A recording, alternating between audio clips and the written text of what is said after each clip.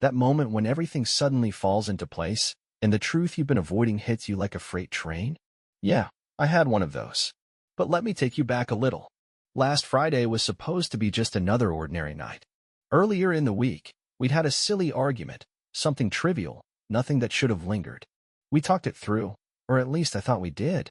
Then, out of nowhere, Lauren, who usually wouldn't dream of going out without me, casually announced she was heading to a party. The same party I had already made clear I wasn't comfortable with. Now, I've never been the controlling type. In our relationship, we always had this unspoken rule. If something didn't feel right to either of us, we would discuss it. But this time, something was different. She stood in the kitchen, eyes distant, barely looking at me as she said it. Her tone was final, her hand already gripping her car keys like my opinion didn't matter. "I'm going, whether you like it or not," she stated, as if she were informing me, not asking. That was the first moment I felt something shift. I tried to push the doubt aside, telling myself I was overreacting. Maybe she just needed some space. But then I saw the dress. Let me paint the picture: black, tight, far too short, paired with heels I hadn't seen in years. It was the kind of outfit designed to turn heads, and not just in a casual way. At that moment, I knew this wasn't about reconnecting with Brittany and her wild group of friends. This was something else entirely. I didn't say a word. She checked her reflection in the mirror one last time and smiled. But it wasn't her usual smile. This one was cold, distant, a smile that didn't quite reach her eyes. No goodbye kiss. Just a quick, dismissive, "Don't wait up." And then she was gone. The rest of the night, I paced around the house, unable to shake the unease settling in my stomach. But I didn't call her. Didn't text. If she wanted to act like that, I wasn't going to be the one running after her. No, I let her have her night while I spent mine in silence. Around midnight, I found myself replaying every conversation we'd had in the past few weeks. Little things that hadn't seemed important before now felt glaring. Had she been distant? A little, yeah. Less affectionate? Definitely. But what really got to me was the way her explanations had started sounding. Rehearsed. Too perfect. Too smooth. I hadn't even realized I was holding my breath until the silence in the house became unbearable. I grabbed my phone, thumb hovering over her contact. The screen glowed back at me. 1:30 in the morning. No texts. No updates. Nothing. That's when I did something I had sworn I'd never do. I opened our shared phone plan. I knew I was crossing a line, invading her privacy. But I couldn't stop myself. Just a few clicks, and there it was, dozens of calls and messages to a number I didn't recognize. The conversations had started about a month ago and had only grown more frequent with time. And these weren't just work-hour messages. Some were sent late at night, long after I thought she was asleep beside me. My heart pounded so hard I could barely think. Maybe it was nothing, I told myself. Maybe it was a work contact, a friend. But deep down, I already knew. That gut feeling, the one you try to ignore but always ends up being right? Yeah, that feeling was screaming at me now. I sat there in the dark, staring at the evidence I hadn't even wanted to find. Sleep didn't come that night. I just sat, waiting. For what? I wasn't sure. But by the time the first rays of sunlight started creeping through the blinds, I still hadn't received a single text from Lauren. No apology. No excuse about losing track of time. Nothing. I must have checked my phone 100 times, hoping for some explanation, anything that would make this awful, sinking feeling in my stomach go away. But there was nothing. Then, at 7:30 in the morning, the sound of heels clicking against the front steps jolted me awake. I hadn't even realized I'd dozed off on the couch until that moment. The front door creaked open, and there she stood. Lauren. Her hair was slightly disheveled, makeup smudged, and she carried the unmistakable scent of alcohol mixed with perfume. She lingered in the doorway like everything was completely normal, like she hadn't just spent the entire night out without a single word to me. She gave me a lazy smile. "Good morning," she said, as if nothing had happened. No guilt, no remorse. She walked past me without hesitation, barely acknowledging my presence, as if I were invisible. Like her actions didn't matter. I sat up, my voice coming out sharper than I intended, but I didn't care anymore. "Where the hell were you?" She stopped mid-step, slowly turning to meet my gaze. But instead of an excuse, instead of even a half-hearted apology, she did something I wasn't expecting. She laughed. An actual laugh. "Are we really doing this now? It's too early for your drama." Drama. That was the word she chose? I pushed myself up from the couch, forcing myself to stay calm despite the anger simmering beneath the surface. I stayed up all night waiting for you, I said, my voice tense. No texts. No calls. And now you're standing here like everything is perfectly fine? Don't act like I'm the unreasonable one here. She exhaled sharply and rolled her eyes. I told you I was going to a party. I didn't think I had to update you every few minutes. We're not kids. But that wasn't the real issue. It wasn't just the party or the fact that she had stayed out all night. It was the way she spoke to me, like I was nothing more than an annoyance. The coldness in her gaze, the complete lack of respect, that's what hit the hardest. My hands trembled, not with fear but with sheer frustration. Who's the guy? The question escaped my lips before I could stop it, sharp and cutting. I hadn't planned to say it, but once it was out, there was no taking it back. For a brief second, she froze.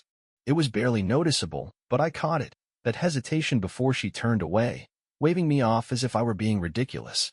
Oh, come on. You're being paranoid. There's no guy. Don't lie to me, Lauren, I said firmly. I checked the phone bill. The room fell into an eerie silence. I hadn't wanted to say it, but the truth now hung between us, impossible to ignore. Her entire expression shifted. The smugness vanished, replaced by something colder, something sharper. She narrowed her eyes, her voice suddenly like ice. You checked the phone bill? She asked, each word slow and deliberate.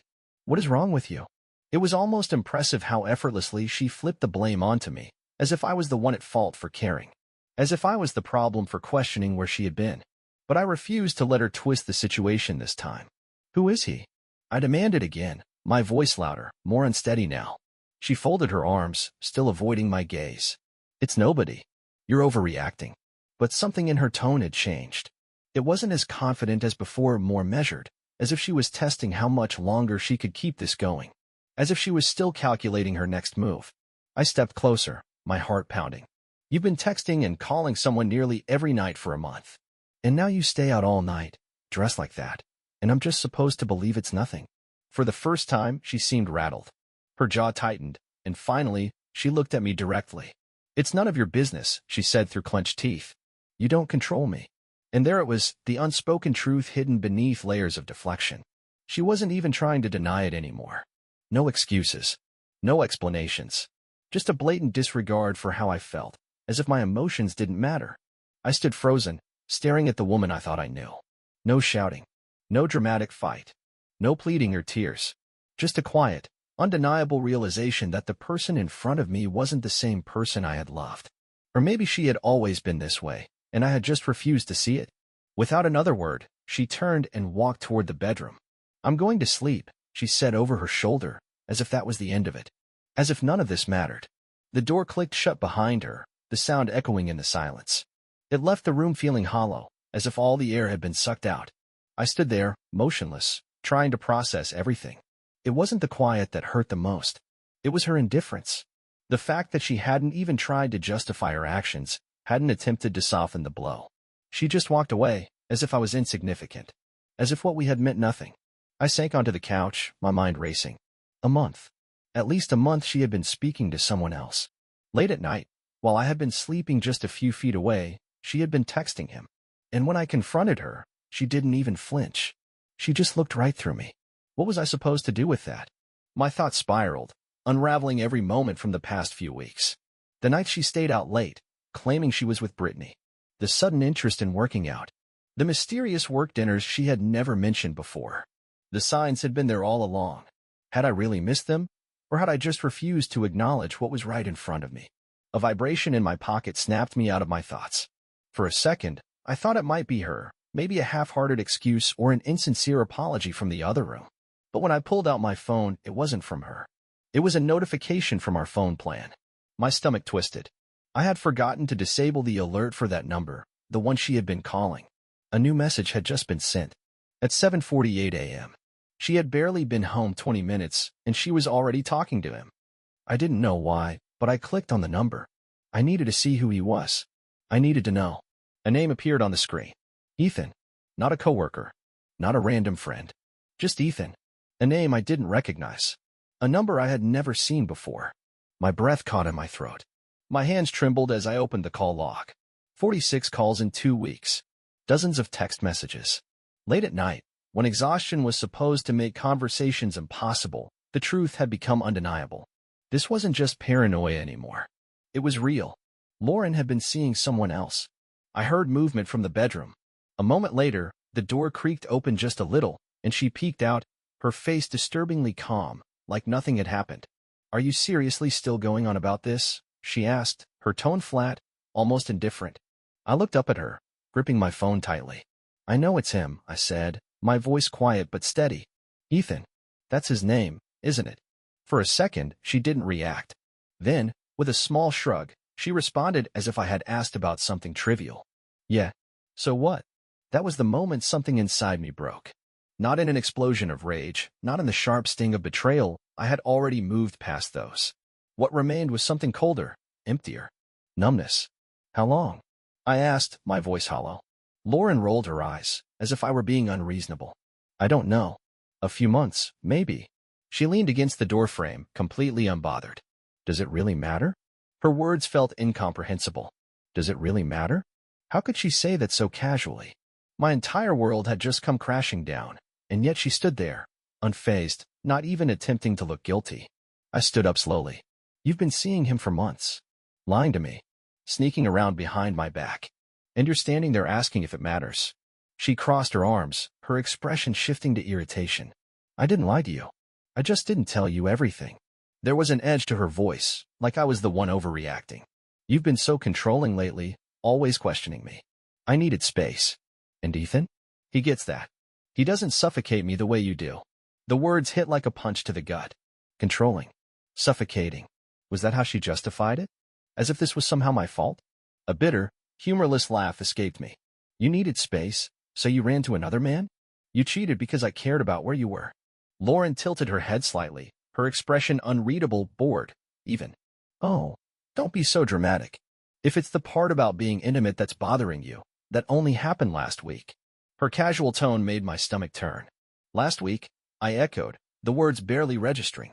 A coldness seeped into my veins. I didn't even know what to say anymore. "It just happened," she said with a shrug. "But if you'd stop overreacting, you'd see it's not that big of a deal. We've been drifting apart for a while. You know that."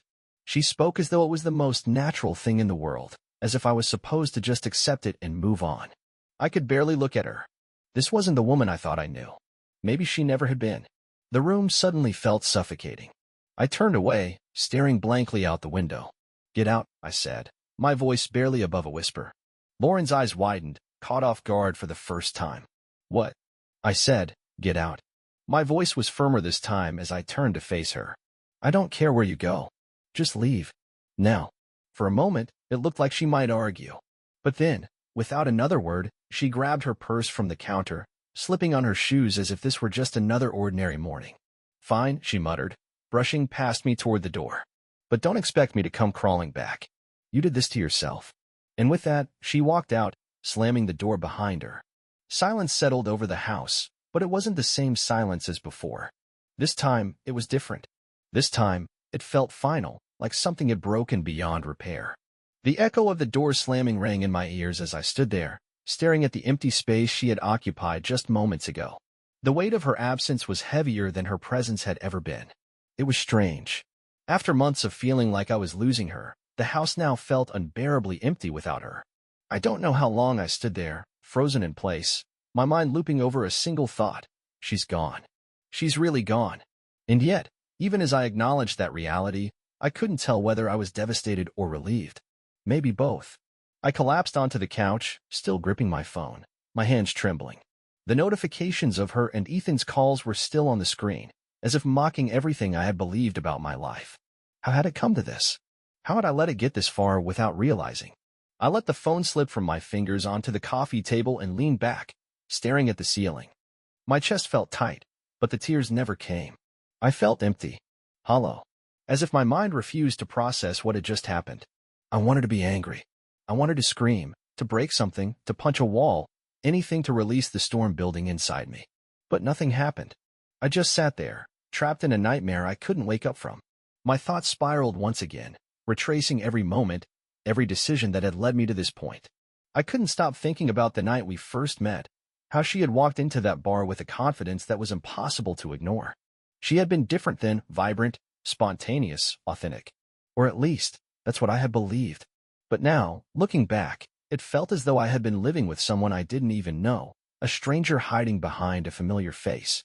And then there was Ethan, a man I had never seen, never even heard of, yet somehow he had become more significant to her than I ever was. The worst part wasn't the betrayal itself, it was her indifference. When I had confronted her, she hadn't even bothered to lie.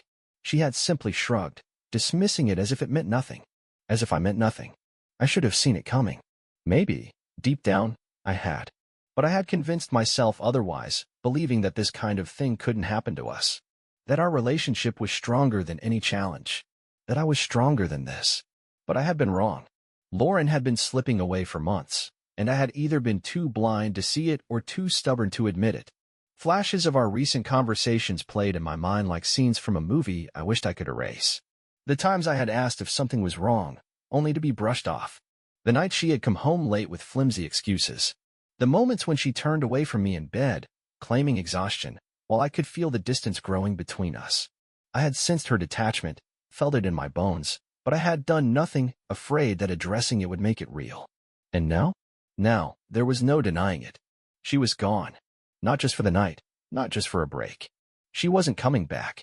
This wasn't a fight we could fix with apologies or empty promises. This was final. The end. No way back. As much as I wanted to believe there was still a chance, I knew better. Not after what she had said. Not after what she had done. A chilling clarity settled over me. The full weight of reality crashed down. Lauren hadn't made a mistake. She had made a choice. She had chosen Ethan over everything we had built together. And the way she had looked at me, detached, unconcerned, it made one thing clear. She felt no regret. This wasn't a moment of confusion for her. She had been done with me for a long time. I had just been the last to realize it. I sat there for what felt like an eternity before my body finally reacted. I needed to move, to do something, anything, to keep my mind from drowning in the weight of it all. Without really thinking, I stood up and grabbed a trash bag from the kitchen. My hands worked on their own, moving through the house, gathering every piece of her that remained. Clothes, makeup, that ridiculous scarf she had insisted on buying but never wore, the bottle of perfume that now made me sick just by existing in the room. I wanted it all gone. Every item I threw into the bag felt like another step forward, a small victory, a way to reclaim my space. But then came the photos. One in particular caught my eye, our first vacation together. We stood on the beach, smiling, oblivious to what the future held. I held onto it for a long moment before my fingers acted on their own, tearing it in half. That version of us didn't exist anymore. We didn't exist anymore. I tossed the torn pieces into the bag and kept going. By the time I was finished, the house felt different. Empty in a way I hadn't expected. The silence pressed against me, the air too still. But at least she was gone. At least I no longer had to look at her, listen to her voice, pretend that there was something left to salvage. Exhausted, I dropped onto the couch, and a new, daunting thought crept in. What now? I hadn't thought this far ahead. My life had been flipped upside down, and I was still free-falling, uncertain of where I would land. But one thing was clear, I wasn't going to sit around waiting for her to change her mind. She had made her choice, and I wasn't going to be some afterthought, some backup plan. Not anymore. She probably expected me to be shattered, to be waiting for her to come crawling back. But I refused to give her that satisfaction. I had no idea what came next. Divorce? Maybe. Confronting Ethan? The thought crossed my mind, but what would that accomplish? Ask him why he destroyed my life? No, that wasn't the answer. What I needed was to figure out how to rebuild, how to move forward now that everything I had known was gone. I didn't have all the answers yet, but one thing was certain, this was the true ending of Lauren and me. And for the first time, I wondered if maybe, just maybe, that wasn't the worst thing in the world. The house felt different now. Not just empty, but foreign. As though, without her presence, everything had lost its meaning. The once familiar walls, the furniture, even the air itself, it all felt like it belonged to someone else. A house that had once held laughter, arguments, and whispered conversations now felt like an abandoned shell. I sank into the couch, staring at the trash bag filled with her belongings at my feet. A heavy sigh escaped me as the reality settled in. There was no escaping it now. It's unsettling how someone can share your life for years, sleep beside you, laugh with you, dream with you, and then, in an instant, become a stranger. Every promise, every plan for the future gone. All it took was a single name, Ethan, and suddenly, everything unraveled.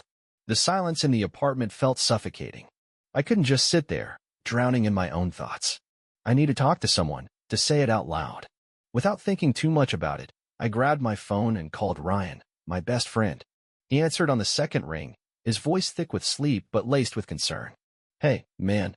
Everything okay?" He knew I wouldn't call this early unless something was seriously wrong. I swallowed hard, trying to find the words. "Ryan, she's gone." A long pause followed. Then confusion. "Wait, what do you mean gone?" "She left. As in, walked out. She's been seeing someone, some guy named Ethan. It's been going on for months." She admitted it this morning like it was nothing. I could feel the anger creeping in, pushing past the numbness that had kept me steady until now. Ryan muttered something under his breath, clearly at a loss. "Man, I don't even know what to say." "I'm sorry."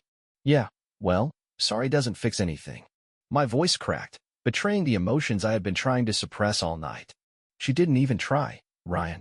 She didn't fight for this. It was like I never even mattered to her. Ryan was silent for a moment before he spoke again, his disbelief clear. "I don't get it. She seemed so into you." "Sure, things were tense, but I never thought she'd do this." "Well, she did. And now she's gone." A bitter laugh escaped me. "Just like that." Ryan hesitated. Then, carefully, he asked, "So, what now?" The question hit me harder than I expected. What was I supposed to do? My entire world had just collapsed, and I had no plan beyond surviving the next few hours.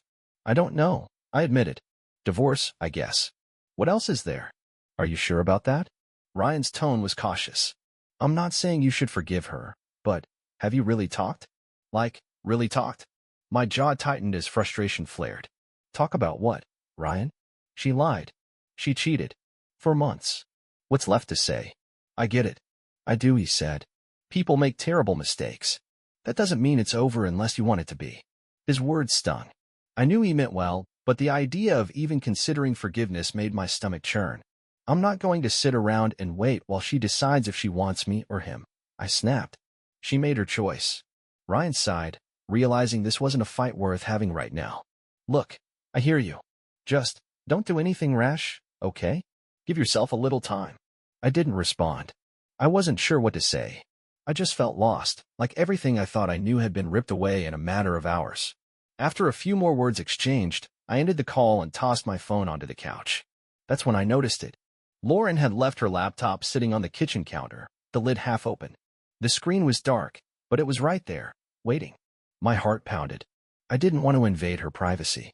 I already hated myself for going through the phone bill, but something inside me whispered that there was more I hadn't seen yet. With shaking hands, I flipped the screen open. The laptop powered on, revealing her desktop. No password. She had never been one for security, and somehow, that felt like a final insult, like she had been so sure I would never go looking. Or maybe she thought I was too much of a fool to ever check. I clicked on her browser and opened her emails. I knew it was wrong, but at this point, what did that even matter? I needed the truth. It didn't take long to find it. A long thread of messages between her and Ethan. Casual, flirty, filled with inside jokes I didn't recognize, like they had built their own secret world. Then, one email stopped me cold. Subject: "Last weekend was amazing." I clicked, my stomach twisting. And there it was. Plans to meet at a hotel. Details about how great their time had been. And attached, a photo of them together. Smiling. Happy. She looked radiant. More alive than I had seen her in months. This wasn't some drunken mistake. It wasn't a one-time lapse in judgment. They had been planning things. Future weekends. Getaways. I gripped the edge of the counter, feeling the room spin around me. This wasn't just a betrayal. This was an entire life she had been building without me. She had been carefully constructing a new life with this man, all while still residing in our home, maintaining the illusion of being my wife. The weight of the truth became unbearable, and I slammed the laptop shut, unable to stomach another second of it. The betrayal was far more profound than I had initially believed. This wasn't just a fleeting physical affair, it was emotional, a deep, deliberate abandonment of our marriage long before I had even suspected anything. What stung the most was the realization that she didn't care. She had chosen to deceive me, to lead a double life without hesitation or remorse. A surge of anger flared within me, but this time it was laced with an overwhelming sadness. She had made her decision, choosing him over me, over the life we had spent years building. And now, I was left to sift through the wreckage alone. My gaze lingered on the closed laptop, my mind spiraling into a chaotic flood of thoughts, none of which offered me any solace. The weight of my next move pressed down on me like an invisible force, yet no course of action felt right. For the first time, I fully grasped the meaning of reaching the point of no return. I had crossed it, and there was no way back. I stood there for what felt like an eternity, staring at the closed laptop as if it held the power to detonate everything in my life. The image of Lauren and Ethan was seared into my mind, each passing second twisting the knife deeper. She wasn't merely having an affair, she was happy. The way she looked at him, the way her eyes sparkled with that familiar glow, it was how she once looked at me. But that version of her had long since disappeared from my world. Now, I realized she hadn't changed.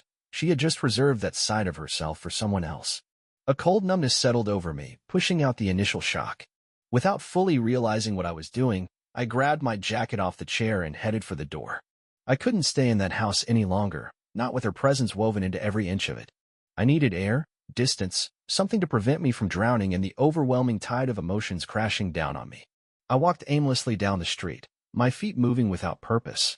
The crisp night air stung against my skin, but it did little to clear the fog in my head. Every step carried me further from the life I had known and deeper into an uncertain future. But there was one undeniable truth: I couldn't go back. Pulling my phone from my pocket, I stared at it as if it were a foreign object. The urge to call her, to demand an explanation, to unleash the storm of betrayal and pain raging inside me was almost overwhelming. But what would be the point? She had already given me the answers I needed through her actions. Her decision had been made, and I wasn't part of it. Instead, I scrolled through my contacts until I landed on a number I hadn't dialed in years. My lawyer's. The sight of it sent a chill down my spine.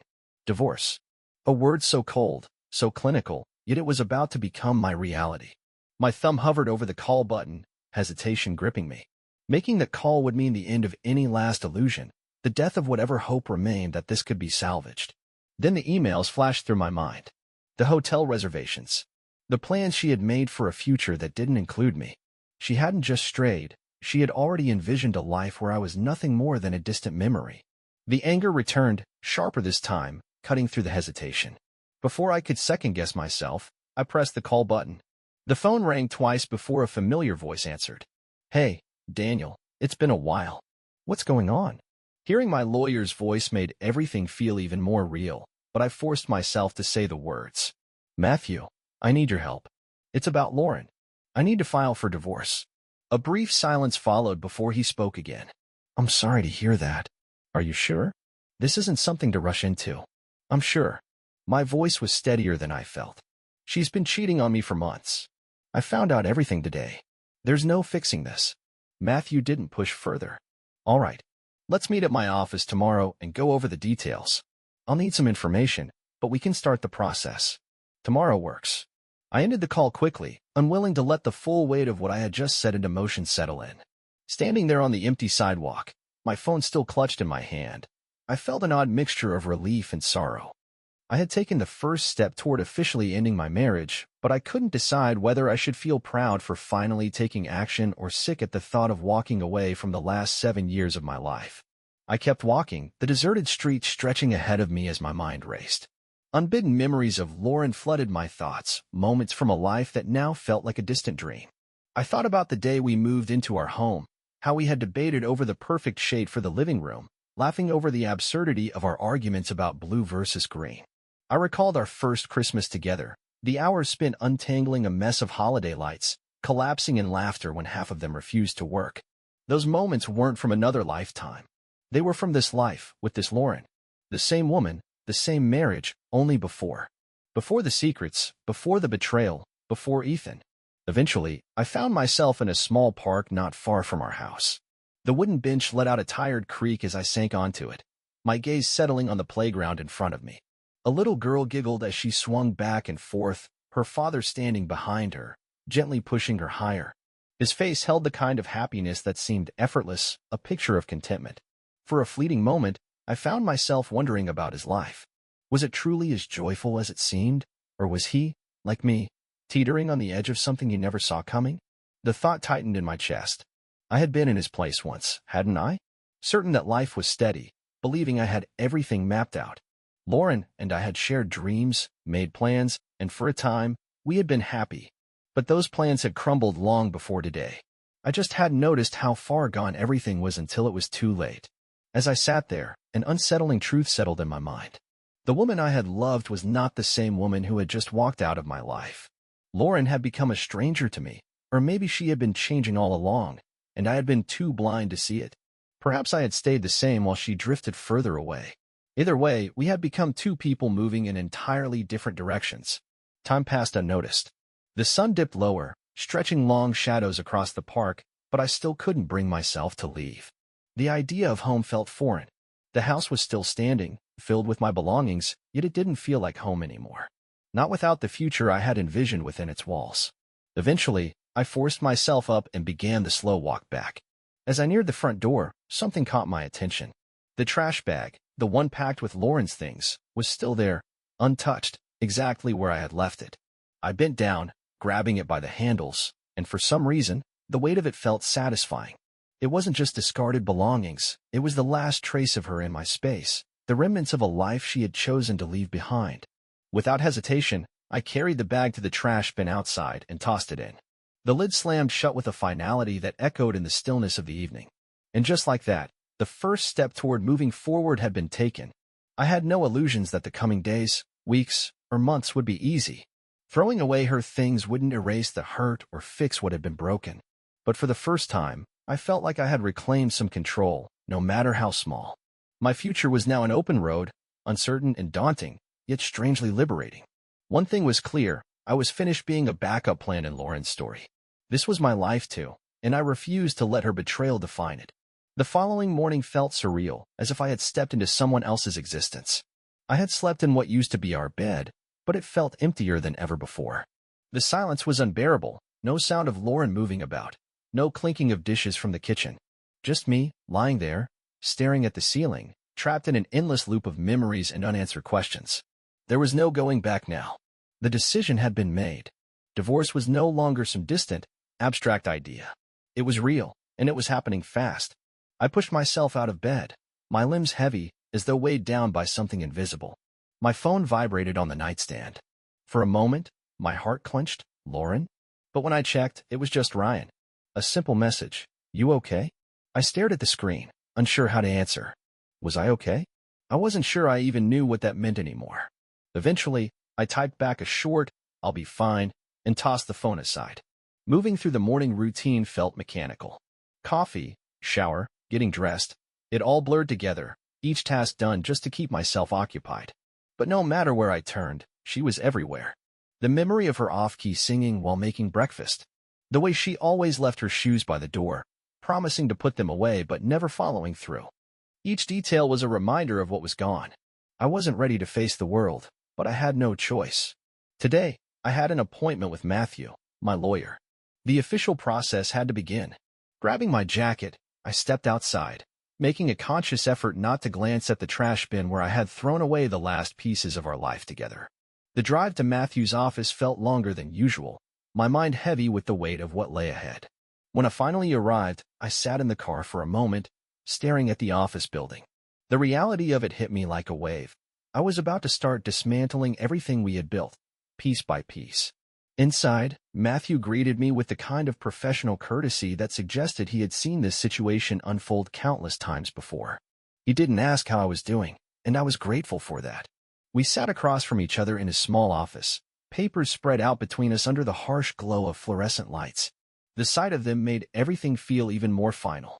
"All right, let's start with the basics," Matthew said, his tone steady and businesslike. "You've been married for 7 years, no children, correct?" I nodded, my throat tight. 7 years. It felt like both an eternity and a fleeting moment all at once. "Any shared assets? House, cars, savings?" he asked, pen poised to take notes. I swallowed hard, forcing myself to focus on the legal aspects rather than the overwhelming emotions threatening to take over. The house, yes, both our names were on the mortgage. No children, so nothing to settle there. We had a joint account, though most of our savings were kept separately. It was a relatively clean split, I supposed. Matthew nodded as he scribbled notes on his legal pad. "That simplifies things. Given the situation, we can move through this fairly quickly.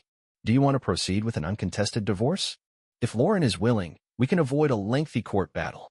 The thought of it, So sterile, so devoid of the raw betrayal I was still grappling with, made my stomach churn. But what other choice did I have? Fighting for something she had already discarded would be pointless. Yeah, I murmured. Uncontested. I just want it over with. Matthew's gaze softened slightly as he studied me. I understand. It's the fastest way to move forward. Move forward. The words lingered in the air, sounding empty and unattainable.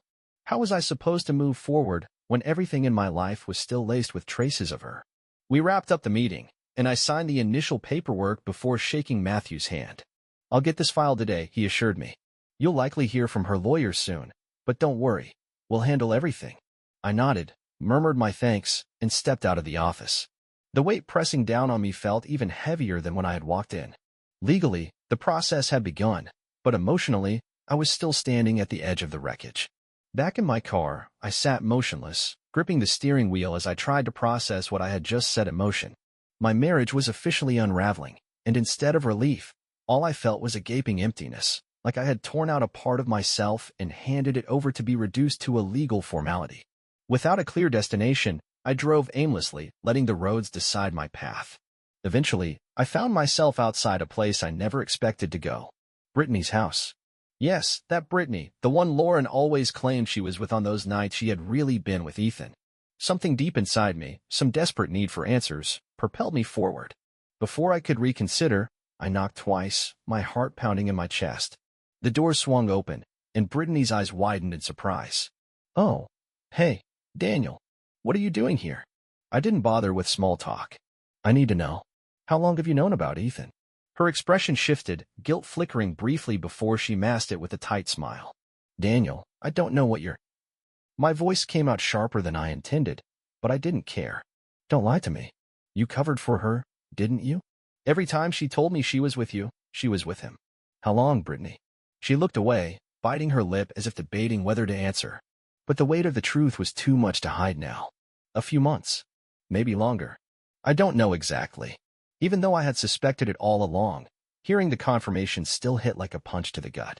And you didn't think to say anything? Not once? You just stood by while she lied to me over and over. Brittany shifted uncomfortably, her voice dropping to a whisper. Daniel, it wasn't my place. Jess is my friend. I didn't want to interfere in whatever was going on between you two. I let out a bitter laugh. That's it. You didn't want to get involved? You were already involved. You helped her lie. Her expression hardened. I'm sorry, okay? She snapped, her voice tinged with defensiveness. I didn't know what else to do. Jess was unhappy, and I didn't think it was my place to ruin things for her. Or for you. Ruin things? As if they hadn't already been destroyed by Lauren's betrayal. Disgusted, I shook my head. Thanks for nothing, Brittany. I turned and walked away before she could say another word, leaving her standing in the doorway, speechless. My heart pounded, my hands clenched into fists. The truth was finally out, yet it didn't bring the closure I had hoped for. Instead, it left me feeling even more hollow. Lauren hadn't been the only one who betrayed me. It was the silence, the people who knew, who watched her unravel our marriage and said nothing. The ones who let me live in ignorance while everything I believed in fell apart. As I drove away from Brittany's house, a realization settled in. I was done searching for answers. I had them all now, and none of them gave me peace. The only thing left was to figure out how to rebuild my life without her. And for the first time since this nightmare began, I knew exactly where to start. By the time I returned home, the sun was dipping below the horizon, casting long shadows across the yard. Everything felt different. Lighter, perhaps. Or maybe it was just that the numbness had fully settled in, like a thick fog dulling the sharp edges of the pain. I stepped inside, closing the door behind me. The silence that greeted me was different now. Not suffocating, but the kind that comes when a decision has finally been made. The weight of Lauren's betrayal, Brittany's involvement, and the impending divorce still lingered, yet it no longer felt like an unbearable weight. Instead, it was something I was finally beginning to comprehend. It wasn't quite acceptance, but it was close. Stepping into the living room, my eyes instinctively landed on the spot where Lauren had stood that morning. Her expression had been cold, indifferent, as if all that had happened between us was nothing more than an inconvenience to her. The memory of that moment still lingered, but the sharp sting it once carried had dulled. I had spent too much time chasing ghosts, searching for answers in situations where none existed. I was done with that. A vibration in my pocket snapped me back to the present. At first, I hesitated, expecting yet another empty message filled with empty words or feigned sympathy. But as I pulled out my phone, my breath hitched at the name on the screen. Lauren, can we talk? I stared at the words, emotions swirling inside me. Anger, resentment, curiosity, and something else I couldn't quite name. Part of me wanted to ignore her, to throw the phone aside just as she had cast me away without a second thought. But another part, the one that still believed in closure, refused to let this go unfinished. If I was going to move on, I needed to hear her out. I didn't reply. Instead, I grabbed my keys and headed for the one place that felt right for this conversation, the place where everything had started to unravel. The drive was brief, and before I knew it, I was parked outside the small coffee shop where Lauren and I had shared our first meaningful date. It was almost poetic in a cruel way. The place that had once been a symbol of our beginning was now where it would all end. A fitting conclusion to a story that had lost its way. I didn't have to wait long. Soon, Lauren's car pulled up, and I watched as she hesitated before stepping out. She looked around nervously, her posture uncertain. When her gaze found mine through the cafe's window, something in her expression shifted. Cautiously, she walked inside, her face pale, as though she was preparing herself for an outcome she already knew was inevitable. Sliding into the chair across from me, she met my eyes, searching for something. Understanding, forgiveness, or maybe just a sign that I still cared. But she didn't deserve either. Daniel, she started, her voice softer than it had been in months. I'm sorry. I said nothing, simply waiting. An apology meant nothing without an explanation. She sighed, running a hand through her hair, as if trying to gather the right words. I know I messed up. I know I hurt you. I never meant for things to go this far. Her voice carried the tone of someone who had rehearsed these words in front of a mirror, trying to perfect the delivery. But no amount of practice could make them feel genuine. They were hollow, lacking the weight they should have carried. You never meant for it to go this far. I repeated, my voice calm but distant. Lauren, this wasn't just a mistake. You lied. You betrayed me for months. And worse, you didn't even try to hide it anymore. You didn't care enough to even pretend. Her gaze dropped to the table, guilt flashing across her features. It wasn't supposed to be like this. Ethan, at first, it wasn't serious. I didn't even know what I was doing. I felt trapped, Daniel. I felt disconnected. From us, from you. There it was, the excuse. The attempt to frame her betrayal as something beyond her control, as though it had simply happened rather than being a choice she had made over and over again. You felt disconnected, so your solution was to run off with someone else? My voice remained steady, void of emotion. And you never thought to talk to me? To tell me how you were feeling before you decided to go behind my back? Lauren's eyes lifted, pleading. I didn't know how, she admitted. You've been distant too, Daniel. It wasn't just me. We were already living separate lives before Ethan. I didn't know how to fix it, so I thought maybe if I did something for myself, I'd figure it out. Her words didn't hurt in the way she might have expected. They didn't cut because they were true. They cut because they revealed just how far gone she had been for a long time. This wasn't an apology for what she had done. It was an apology for being caught. I leaned forward, meeting her gaze with unwavering certainty. You didn't do this because we were distant. You did it because you wanted to. You wanted something different, and instead of fighting for us, you threw everything away. Lauren flinched at my words, but she didn't deny them. Because she couldn't. We both knew the truth now. She exhaled shakily. I came here because I thought maybe we could talk. Maybe we could, I don't know, figure something out. Figure something out? I echoed, incredulous. Lauren, there's nothing left to figure out. You made your choice, and I've made mine. I've already started the divorce process. Her face drained of color, and for the first time, I saw real fear in her expression. Divorce? Yes, I confirmed without hesitation. Divorce. It's over, Lauren. You made your choice. Now, I'm making mine. She stared at me, mouth slightly open, as if searching for words that might change my mind. But there was nothing left to say. She had made her decision long ago, and now she had to live with the consequences. The silence between us thickened, carrying the finality of what had just been said. She blinked, her eyes glassy, but no tears came. Because she wasn't crying over losing me. She wept, caught off guard by the realization that I was the one who had chosen to leave first. Time seemed to stretch endlessly before she finally rose to her feet. Her voice was barely above a whisper as she spoke. I never wanted things to end this way. I met her gaze, my expression unreadable, and stood as well. Neither did I admitted. But here we are. Without another word, she turned away, walking out of the coffee shop and vanishing into the night. I remained in place, watching as she disappeared, a peculiar sense of finality settling over me. This was it, the conclusion of us. For the first time in what felt like ages, I could finally breathe. The pain of her deception, the weight of the lies, the simmering anger, they still lingered, but they no longer consumed me. I had reclaimed control over my life. The path ahead would not be easy, but at least it was mine to walk. As I stepped out of the coffee shop into the crisp night air, a realization struck me. This wasn't just about losing Lauren. It was about rediscovering myself. And that, above all else, was what truly mattered. Because in the end, the person I needed to forgive wasn't her, it was me. For allowing her to take so much from me for so long. And now? Now, I was finally free.